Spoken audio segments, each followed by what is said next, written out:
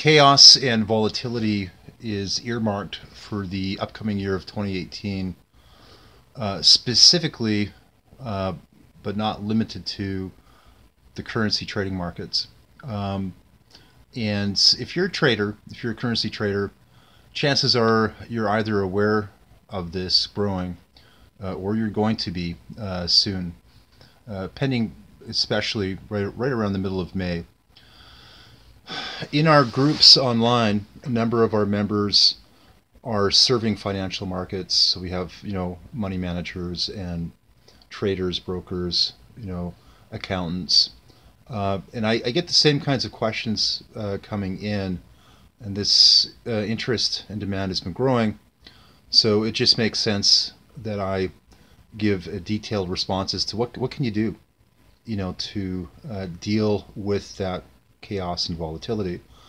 One thing that's been abundantly clear to me is, especially for currency traders, certainly you see this with other financial professionals, is one of the ways they end up taking losses is that they're only following immediate market trends. And in 2018, we're going to be having lots of many vectors of financial crisis occurring, and so certainly these will converge in things like the currency market. What I've often tried to tell people is your best bet is to incorporate and utilize a parallax view. So if you're looking at what are the successful trends, you really need to be able to view critical related data points in such a way that they converge, so that when you make a decision, if you're going to take an action, that decision is based on a multiplicity of information points. That way, you're really coming from a more holistic vantage. So how do we do that? How does that work? Well, one thing that's been really apparent is that the members on our group who have, there's different areas that we focus on. So one is we're trying to graph and forecast with specificity time periods going from minutes, hours, days, weeks, months, for the span of a year. One of the problems that some currency traders have when they're using things like GAN-based tools, like the GAN fan, etc., and they're still getting up to speed on how that works, is that usually GAN methods are geared towards longer time periods. So if you're a currency trader and you're dealing with a volatile market, and it's generally volatile as it is, but this year and then for the next few years it's going to be off the charts crazy. Sometimes it can be problematic, especially for traders that are still learning about the principles of GAN tools and other related tools, to accurately and successfully gauge the market, to make a successful move. And so how do you deal with something like the currency market that can change so rapidly within minutes and not take a loss? Well, what's been missing, and this I see this happening even with those that are experienced, they have a background for many years using GAN tools and methods to trade in a variety of markets, is they're mainly watching market activity. That's the main data source. Nothing wrong with that. I mean, you want to do that. But what's missing here in a lot of cases, some of the people that have been, associates of mine in some way and or have been in our group, I usually hear about this after some losses occurred. And, some of these people are, they're top traders. But what's missed is, we've got three parts of the puzzle here, and really only one part of the puzzle is being critically observed, and that's the market activity. So the other two parts are, what's actually happening trend-wise in the life of the individual, like the trader themselves. And then the third part is, and this might sound a little bit, metaphoric or esoteric, but trust me, this is hard, concrete, mechanistic dynamics. This is what you as the trader must deal with on a regular basis, and it's every bit as crucial that, and it makes the difference between winning or losing, and that's the interface, between you, the investor, and the market. So you've got three different things that you need to be aware of. One is market activity. What are the trends there? The other is what's actually happened. What state are you in? And then, how are you actually executing and moving in your state with the current position of the market? And let me get into that a bit more.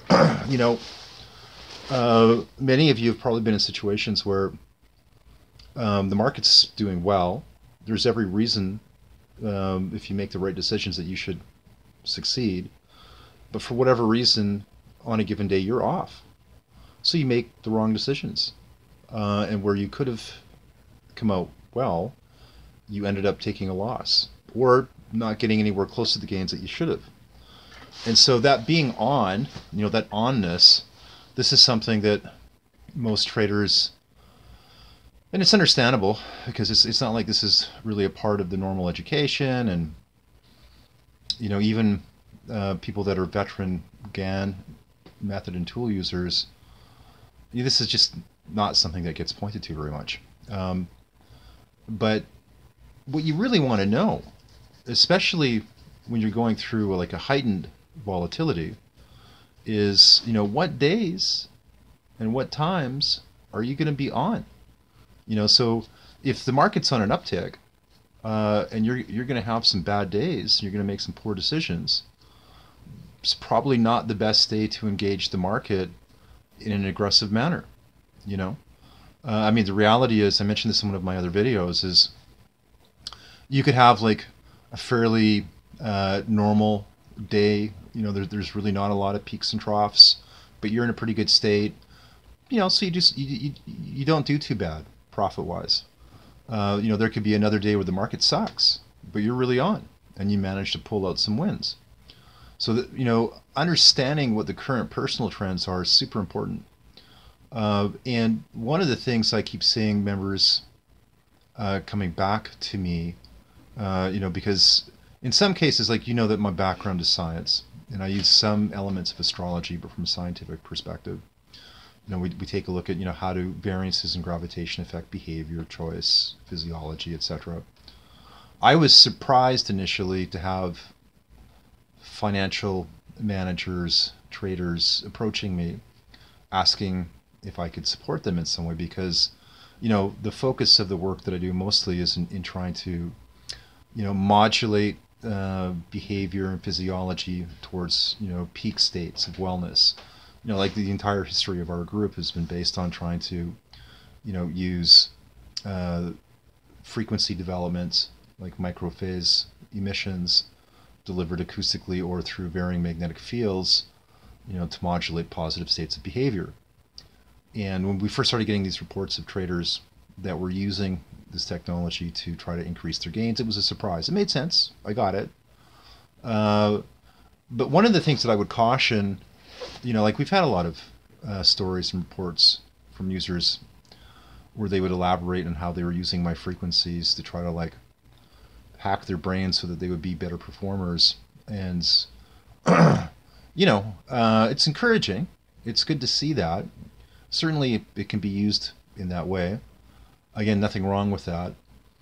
But one of the things that I would caution, especially members that are using our frequencies to try to get an edge on increasing successful outcomes, is understand that these are cyclical. So when I read these stories that are coming in where you use the frequencies I designed as instructed, and you noticed that you had like a significant gain in unusual circumstances, that's great. I understand that it's been happening with regularity. But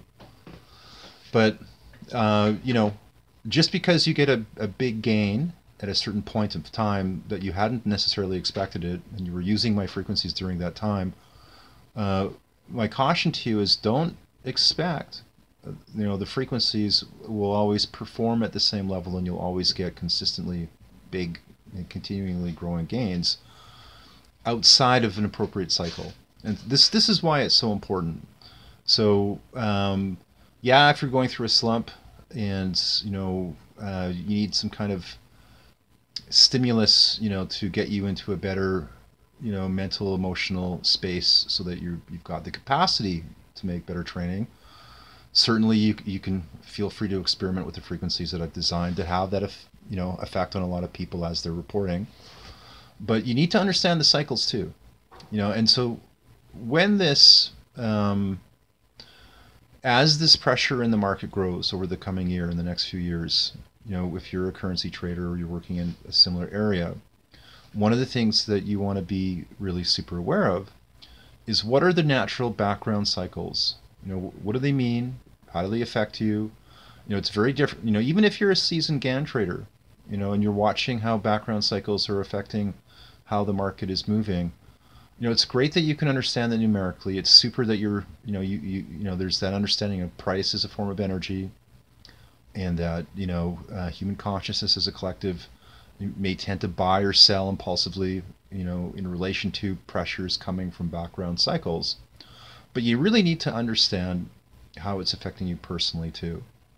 And so, for those members that use the services that I provide, we can see in advance, and the really cool thing is the scale, right? So, at the very least, when someone's using, a graphed chart showing peak performance metrics for them personally, individually over the course of a span of time, like a year, well, there you are. You're looking at the graph, and to the day, when things are going to be going well for you individually, when they're clocking, to the background market, and what the interface is like. And it's the same thing as surfing. If you want to increase the probability of success, don't take the big risks, when the graph doesn't support it. And if you're going to try to, go for a gain, then, try to do that when you're on the up curve. You look at the graph and you can tell, okay, well, within this time range, things, for me individually will tend to go better.